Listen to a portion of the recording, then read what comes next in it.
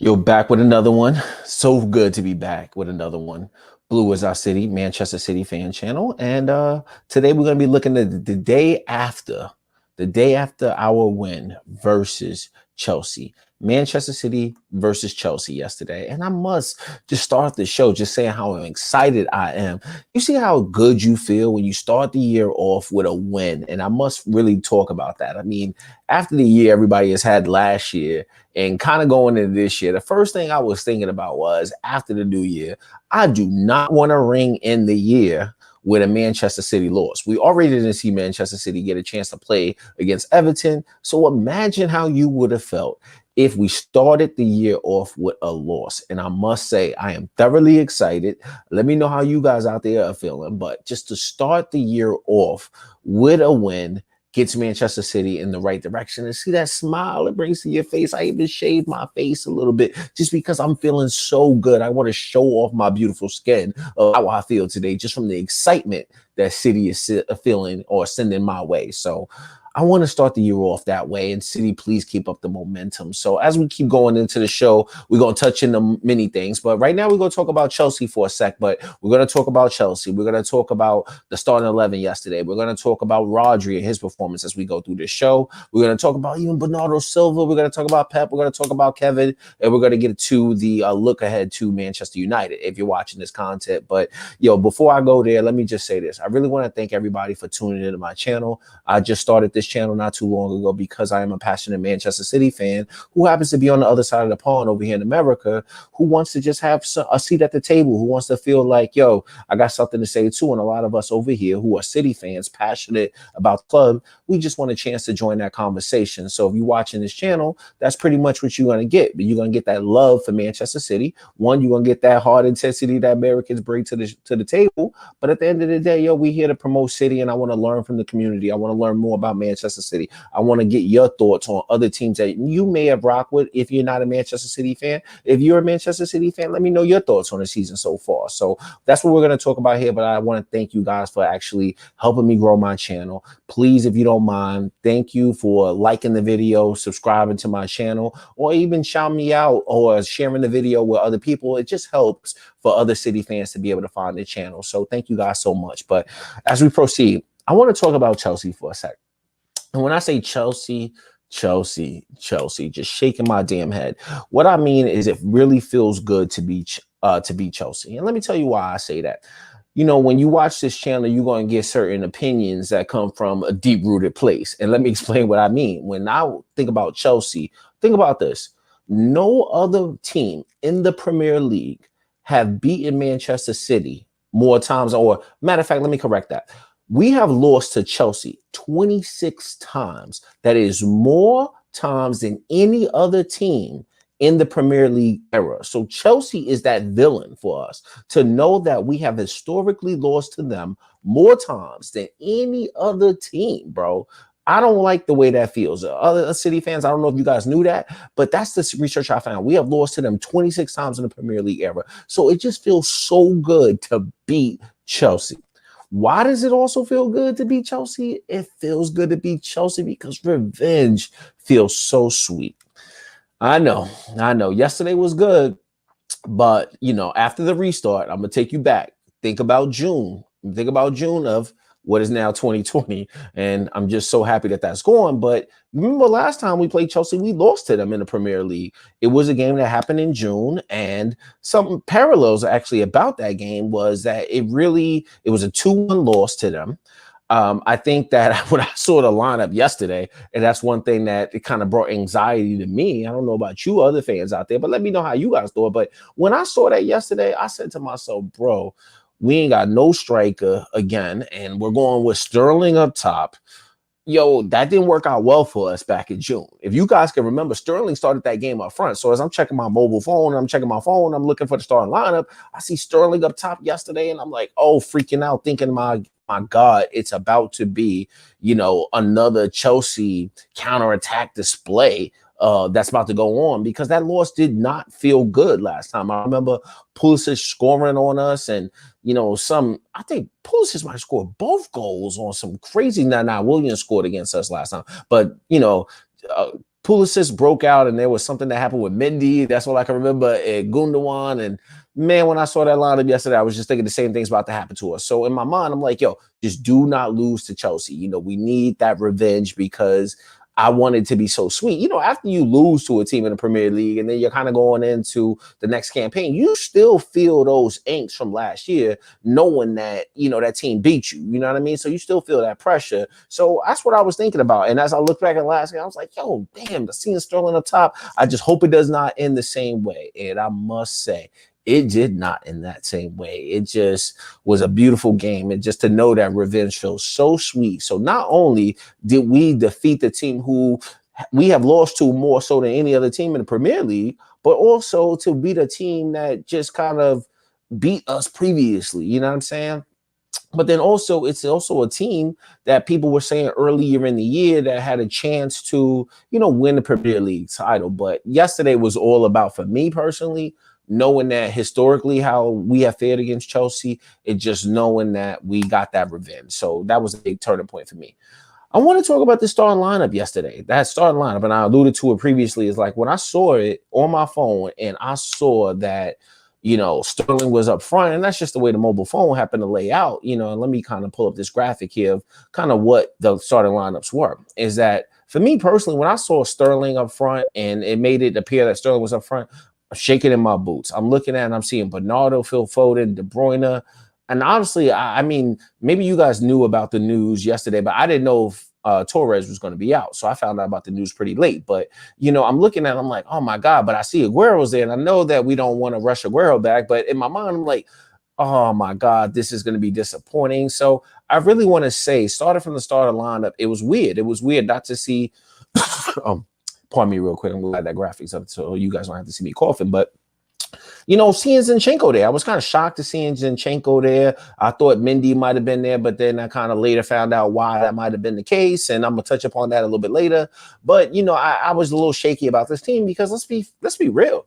Not too many of us have seen this team. When you look at that starting lineup, we haven't seen that team. Usually you might see, either Bernardo playing or you might see Phil Foden playing as that false number 9. But to see Kevin kind of doing it as the game evolved, but I was just like, that starting lineup was crazy. But I want to talk about really Chelsea's point of view. And the reason why I say this is that kind of looking at yesterday's match, I want to know how you guys felt out there, is that I thought that this was Chelsea's strongest lineup.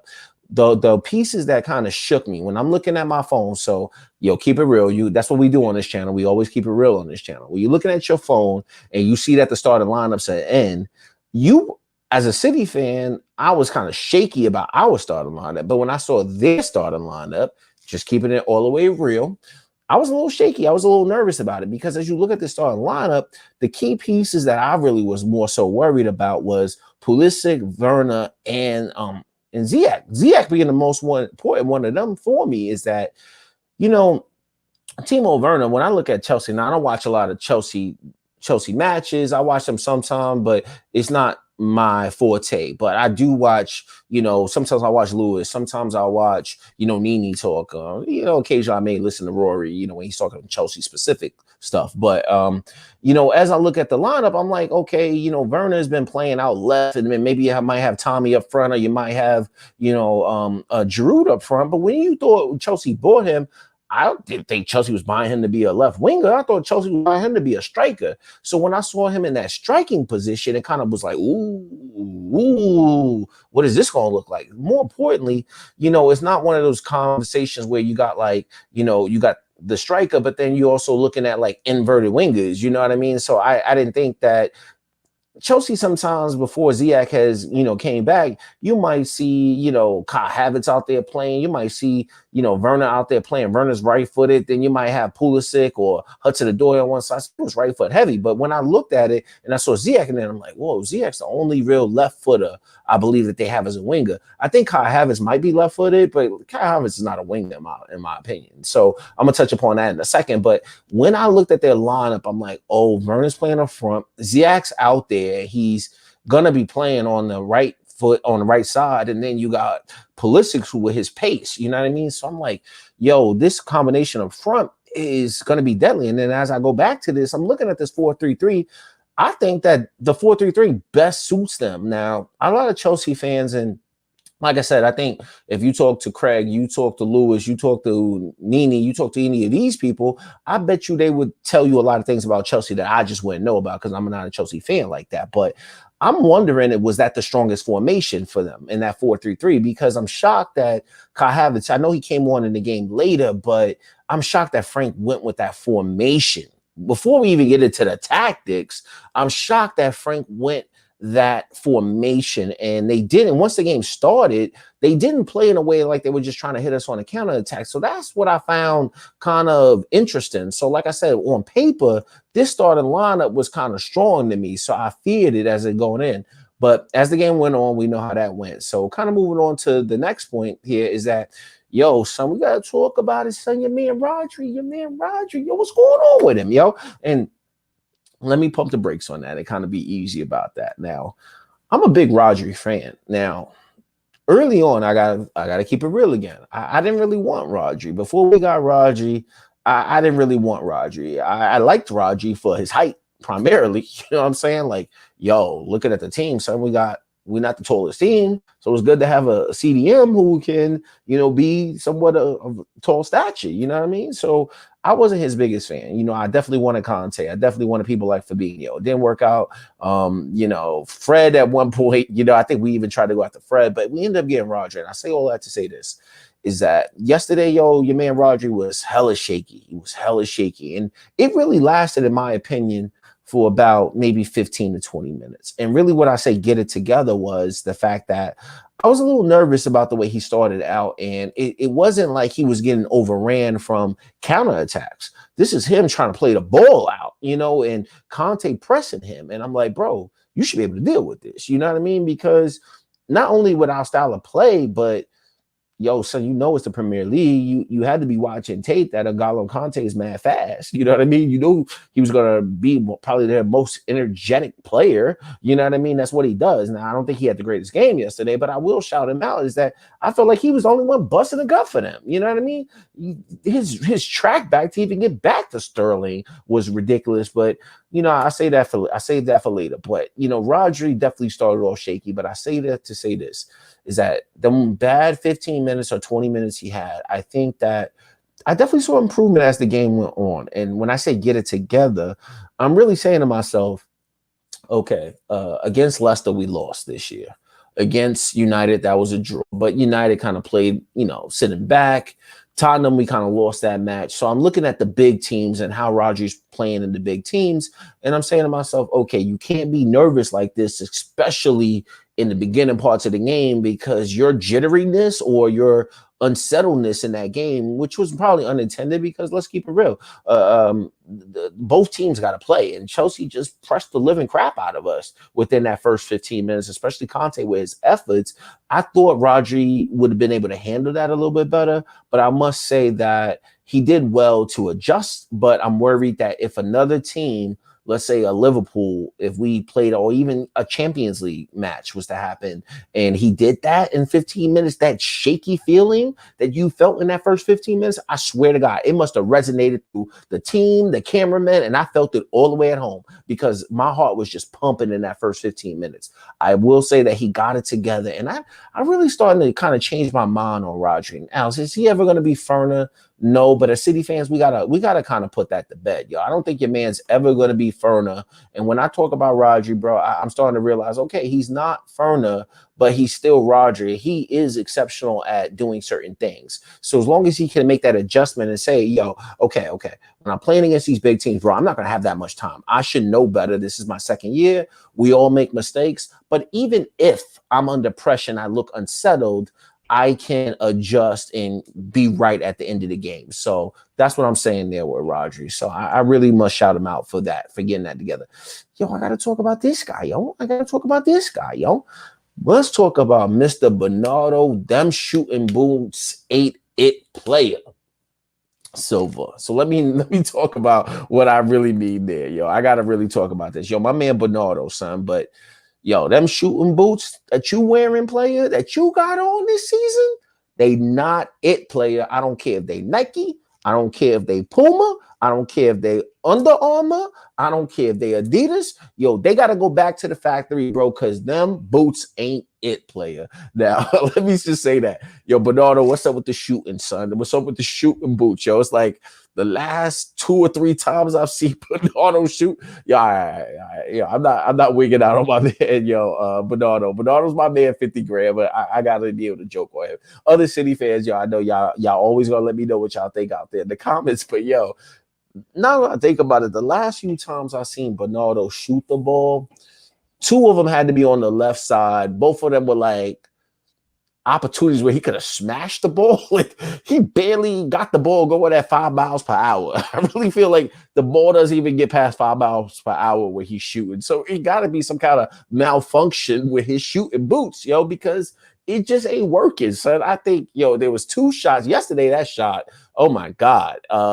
He had a 1 shot against United, an opportunity where then he even tried to backheel. He couldn't get it in. And then at one point, the confidence got so low to where he was right in front of the goal and said, yo, these boots I got on, I love Nike. So there's no way I'm going to say them Nike boots. And I love you too, Puma, because I know you're the current sponsor of my club. So I'm not trying to say anything bad about you. But Nike, I'm all the way Nike with it. So I know them ain't Nike boots. But whatever boots them is, Bernardo, they gotta go, bro, because like I said, that one opportunity you had, I forgot the game back a few matches back, but you had an opportunity to shoot. You must have looked down at your feet and was like, yo, I know that these boots ain't it, so I'm gonna try to get the ball to Mahrez, and everybody just looked crazy. So, all right, enough of that. Bernardo, I want to say this.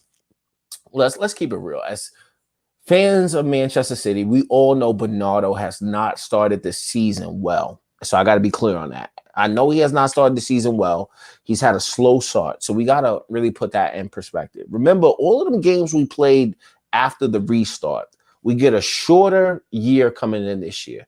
I don't know if it was like during the Euros and he came back, or was he nursing an injury? I can't really remember, but I know that he wasn't really fit, ready to go at the beginning of the year, right? So you would say he's had a slow start to the season. But then we get past that. Now we're having conversations about what is his best position. So think about, Burnley and matches before Burnley and before Olympiacos and Champions League games. We were really talking about what's his best position because we got tired of the double pivot with Rodri and Gundogan. That wasn't working. So we were like, yo, let's just play Rodri and Bernardo or Gundogan and Bernardo, but it wasn't going to work when, it just really wasn't working when we just had Kevin and, Gundogan and Rodri. And sometimes some matches we will have to line up like that. But, every City fan out there knows that Bernardo, we just couldn't find the right position for him. But if you look back when we were playing him in that midfield role, which was a little deeper, as like a false 8 or whatever 8 position, forget all the positions because the positions don't matter. This is Manchester City. We extra fluid with it now. But, he started out deeper back in the midfield. Over the last few games, and other City fans out there, if you watch it, let me know. I think he's been looking better on the wing. And you notice that he started playing the wing a lot more. So what transpired in that moment? Because when you look back at Bernardo's been coming on strong, in my opinion, over these last few games. He has not found his shooting boots. We know he has not found the shooting boots. But Bernardo might be the people's champ in a way of energy. He's like the energy champion. And I know, I'm not trying to be disrespectful to Bernardo. I know Bernardo wants to put in goals. I know he wants to get assists. But for right now, I agree with the strategy. What we're seeing from Guardiola is that I think that there's been some kind of talk behind the scenes to say, you know what? Forget that. I don't care if he's not scoring goals. I don't care if he's not, creating assists. His energy level, force him to play. We're going to put him out there every single match and he's going to do something. I don't care if it don't have to be assists. It don't have to be goals, but it might just be energy, winning the ball back. And I agree with that strategy that Guardiola and the team really started implementing over the last 5 games. And it's been phenomenal for him. And I think that the goals and the assists and them shooting boots will improve because you're going to go and say, yo, I'm dead in these Pumas and I'm going to go get these Nikes and then we're going to get back to business. But, obviously you're going to get those, the goals will come, but the energy is there. And I feel like he's starting to kick on lately. But the one thing I am noticing too is that remember when he was playing further back in the midfield, you had Mahrez up there. Now, lately, especially as far as the league is concerned, we have not seen Mahrez a lot lately because you will never, ever, ever, ever, ever in your Manchester City career, other than the last time we played Chelsea, which ironic, that was the last time we did this, but you're not going to see Bernardo on one wing and Mahrez on the other wing. It's going to be one or the other. You're never going to see them two out there together. And the reason why that is because, they both as left footers like to occupy the right side, especially of the midfield. Of the winger position. So as we've been seeing Bernardo kick on, you notice that we're seeing less and less Mahrez. And I know I'm not Mahrez's biggest fan, but I'm not talking about Mahrez here. But in order for Bernardo to learn how to kick on, he's always going to bring value to the team, even when he's not scoring goals. So I definitely agree with this strategy, and we got to keep putting him out there, because at some point he's going to do something to win the game. And as much as, he started off the season bad and we were worried about him, you got to understand and look back why we got him. We got him because we lost to the man, and we lost to that team, which was an exceptional team in the Champions League. But that's the reason why we got this guy. And when Kevin was hurt, this guy was phenomenal. And I think he can be. It's just going to be in a different way than what he is used to and than what we are used to. So it's been a transition, but I definitely want to say, get them shooting boots. But I definitely agree, Guardiola, please keep playing Bernardo. So moving on to the next point here of the show, I gotta talk about Pep, man. I do a lot of videos. If you watch my channel, I started out just by doing videos, kind of talking about Guardiola's direction and did he earn his contract, or what's the objective for this season? Very Pep focused stuff. And I did that, but I've always been a Manchester City fan. So as I go to these live shows, I really haven't had anything really great to say about Guardiola, because the United draw was just and then you had we lost to Tottenham in a big match. Liverpool, we should have won. It was a draw. So I really haven't had anything good to say about Guardiola, the big team. So, but I really want to shout him out because yesterday I think we really have to give him a shout out because the man earns it.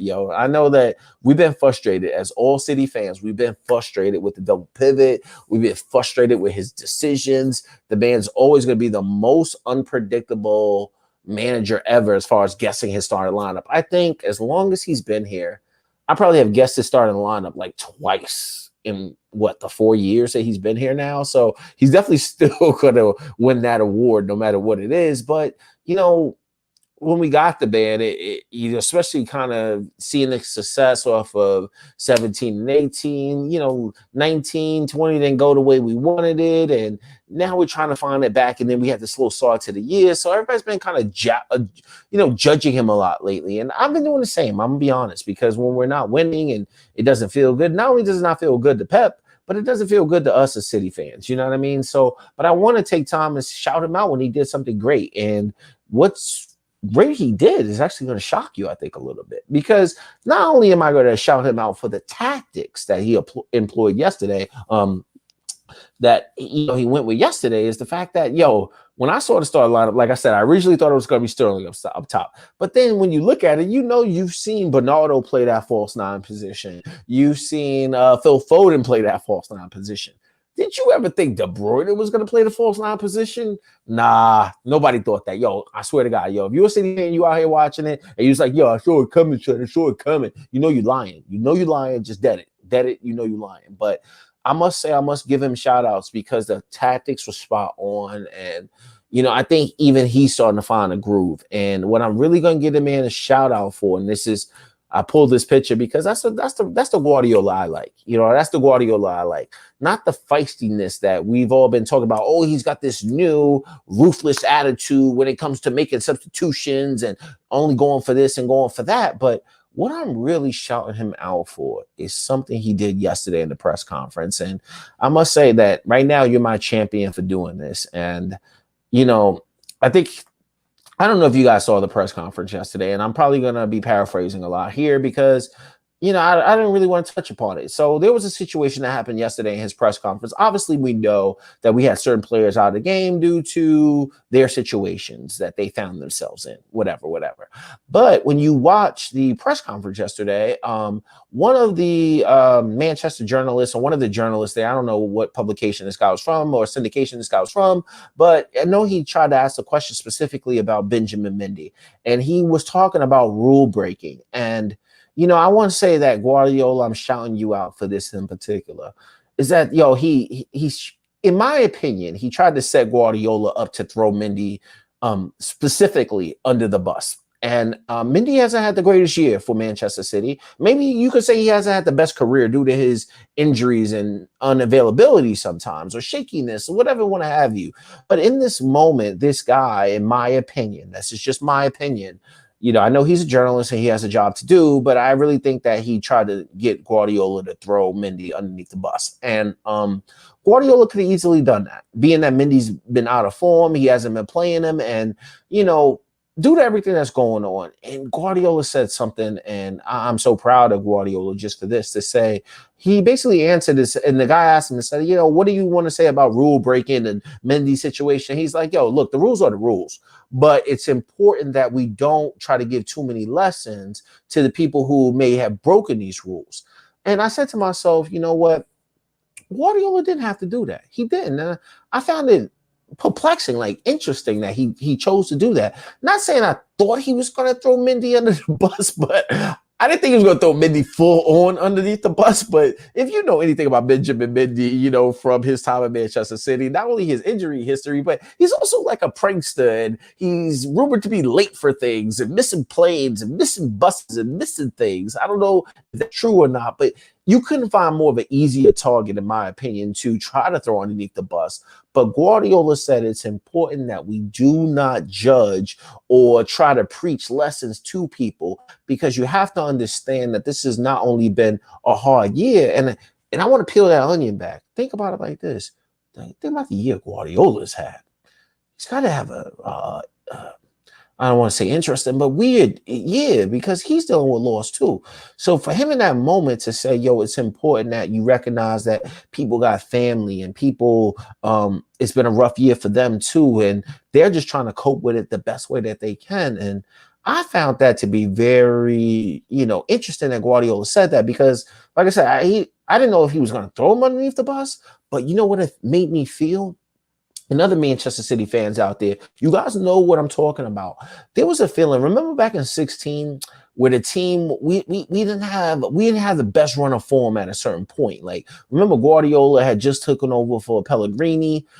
We hadn't made really any transfers at that point. I think we brought in Leroy Zinchenko, but those guys weren't playing. Leroy probably was the only one that was really playing outside of Bravo.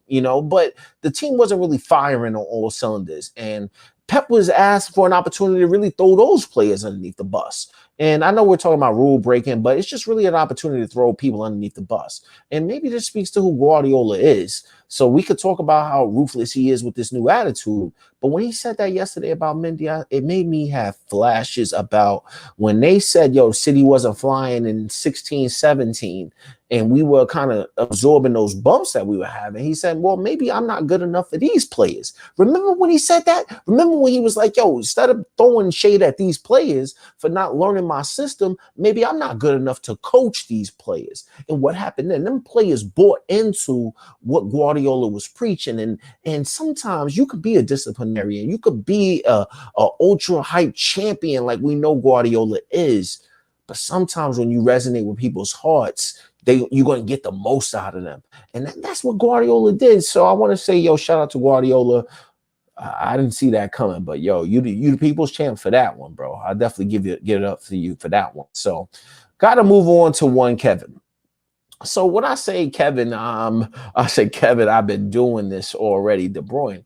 The reason why I say that is, Kevin has not had the best season, starting out. He has not had the best season. Obviously, like the last goal prior to yesterday's goal, I think might have been a penalty that he had. You know what I mean? Because remember, he missed Liverpool's penalty. Yesterday, he missed that opening chance from Cancelo. Yeah, I'm gonna make another video about Cancelo. He's another person I don't show enough love to, but yo, Cancelo, yo, you winning me over, son. You winning me over. Like, yo, you doing your thing. And that was a great pass that you put in for De Bruyne yesterday that really opened it up. And Kevin should have finished that. Kevin know he should have finished that. But yo, what we're really talking about is Kevin knows that he's probably not at optimal performance levels right now, right? But the one thing I want to say is, Kevin, I've been doing this already. De Bruyne is, yo, you be hearing all of this chatter that been going on. Now, who am I really talking about here? Yo, everybody want to be talking about, yo, how nice this player is and how nice this player is and the impact that they have for their teams. Look, I'm fair enough. And I'll say this already. Kevin De Bruyne has proven last year, you know, even maybe 17, 18, because I know he was really hurt mostly 18, 19. Then last year we didn't win we didn't win the silverware we wanted to, but he was still one of the nicest last year. And so he is a not necessarily a goal machine, but a creating goal machine. And he's already going to be doing that. But as we go along in this season, we know Kevin has not been performing at optimal levels. But yo, you would hear the level of disrespect that people would be out there putting. And I'm not saying that it's ultra disrespectful, but as City fans, I know that we all know he's not running at optimal level. So we can critique him. But when you start listening to other fan channels and they be talking about, oh, Kevin De Bruyne's not doing this, and nobody's saying he's overrated. Nobody's saying that type of chatter yet, but they not really putting the same level of respect on his name as they are putting for this man. Right? So I really say, Kevin, I've been doing this already. De Bruyne is to say, yo, look, the last people we want to ever talk about on this channel is these guys. But I will say, not only are we playing these guys next, but yo, Son is nice. I ain't gonna lie. Yo, I really want to call him Bruno most days, but for the respect factor of his game, and I think Son is nice. His name is Bruno. But let's not act like he is better than Kevin De Bruyne. And the reason why I say that is, let's just take a look at something.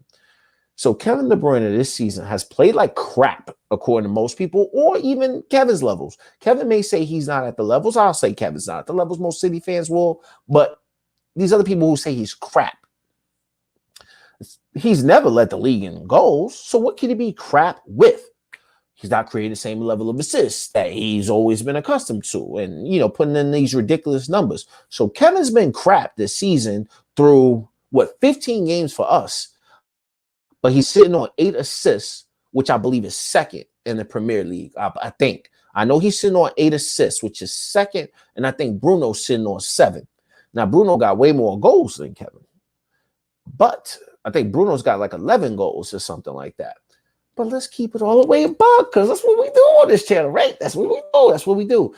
Yo, I ain't gonna lie, son. 80% of Bruno's goals have to be penalties. They have to be penalties. Okay, maybe that's an exaggeration, because I do like Bruno. But I'm just trying to say, bro, pump the brakes. Yo, whether it's a Chelsea fan that wants to talk ish on his channel, and so I'm not talking crap about him, but I just think his point on Bruno being the best right now, it's like, I can see if Goldberg said that, but for you to say that, fam, chill. Now, Kevin's not performing at optimal levels, but let's get it correct. Kevin is still one of the nicest when it comes to creating goals. And if you look at the way this season's going, so let's say, for instance, he's already got 8 assists. He's playing like crap. So if he plays better over the next, just say 15 games, 38 game season, but just 15 more games, and he has 8 assists more, that's 16 assists. Not to mention the other assists that he could have had. Yo, so you man could be sitting on 20 assists again, and he's not even running at peak levels. Now, do I expect him to get to double-digit goals? Yes, I do. But I think Bruno will beat him in goals. So I'm putting respect on Bruno's name, but I'm just saying, yo, pump the brakes. Kevin is still the nicest, one of the nicest. Or when it comes to creating goal chances and creating opportunities, yes, Bruno does his thing, but he ain't better than Kevin. So let's just get it right like that. And I really hope yesterday was a sign that the goals will come for this guy. So I believe they will, but let's just pump the brakes on all of the other people being nicer than Kevin. All right, moving on to the next point.